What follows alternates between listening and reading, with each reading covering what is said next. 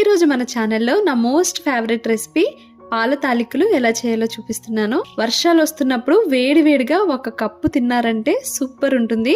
So video మొత్తం skip చేయకుండా చూడండి.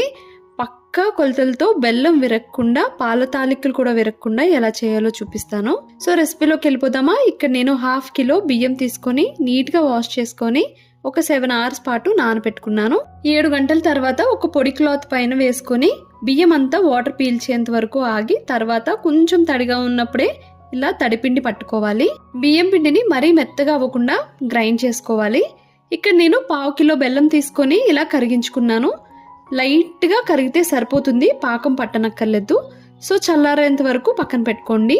అంతటిలోపు ఒక గిన్నె తీసుకొని 2 కప్స్ వాటర్ వేసుకొని కొంచెం బెల్లం వేసుకొని అందులోకి కొంచెం అంటే ఒక 1 టీ స్పూన్ సాల్ట్ కూడా వేసుకోండి. 2 టేబుల్ స్పూన్స్ గీ వేసుకొని బెల్లం బాగా కరిగేంత